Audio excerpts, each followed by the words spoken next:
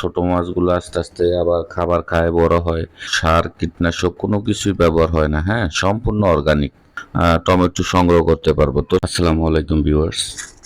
তো আপনারা জানেন যে আমি অ্যাকুয়াপনিক্সের বাগান করতেছি আজকে অনেক দিন যাবত। আপনাদের সাথে আজকে শেয়ার করব যে আমার অ্যাকুয়াপনিক্সের মেইন ফসল যে টমেটোর সাথে কিন্তু আমি সাথী ফসল হিসাবে লাল শাকও দিয়েছি, হ্যাঁ। তো আপনারা দেখেন যে এই আমার লাল শাকগুলো কিন্তু হয়ে গেছে এবং টমেটো গাছগুলো কিন্তু বড় হয়ে যাচ্ছে। তো টমেটো গাছগুলো যখন বড় হয়ে যাবে আমি উপর দিকে বেঁধে দিব। এই যে আমার মাছগুলা তো দেখতেছেন, তো এগুলা হচ্ছে ভিয়েতনামি কই মাছ, হ্যাঁ। তো এই ট্যাঙ্কের মধ্যে কিন্তু আমি 1000 মাছ ছাড়ছিলাম। এখানে 1 থেকে 1500 লিটার পানি হবে। তো এখানে আমি 1000 মাছ ছাড়ছিলাম। তো আস্তে আস্তে বড় মাছগুলা উঠিয়ে নেই খাওয়ার জন্য, আর ছোট মাছগুলো আস্তে আস্তে আবার খাবার খায় বড় হয়। তো এভাবেই চলছে। এখানে কিন্তু আমার বর্তমানে প্রায় 200-র মতো মাছ আছে। আর এখানে দেখতেছেন এগুলো হচ্ছে আমার লাল শাক, হ্যাঁ।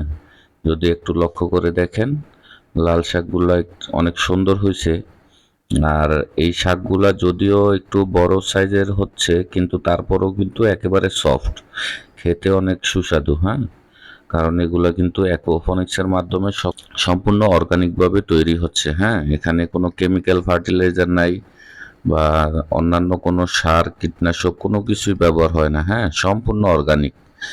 আর এই শাক না খেলে বুঝতে পারবেন না যে আসলে কতটা সুস্বাদু খেতে।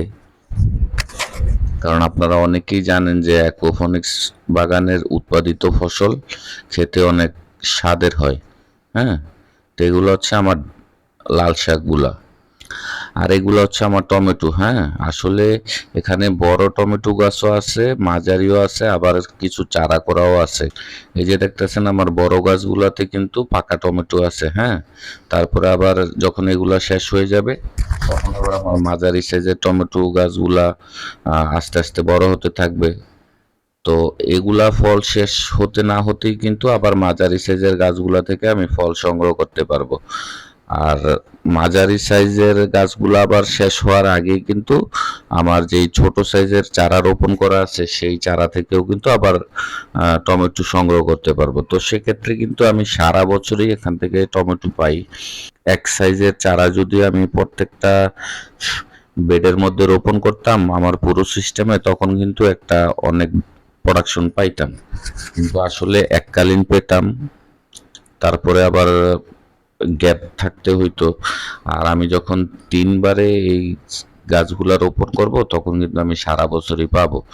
তো আপনারা দেখতে পাচ্ছেন যে অ্যাকুয়াপনিক্সের টমেটোগুলা কিন্তু আসলে খেতেও অনেক স্বাদের হয়। ওই যে ওখানে দেখেন আমার কিন্তু মাঝারি সাইজ আছে, আবার ছোট সাইজের চারাও করা আছে। তো দিনের বেলা আমি ওই রকম সময় পাই না বিদায় আমি রাত্রে বেলা আসছি। তো আপনারা যারা আমার চ্যানেলে নতুন দর্শক, চ্যানেলটা সাবস্ক্রাইব করে দিবেন।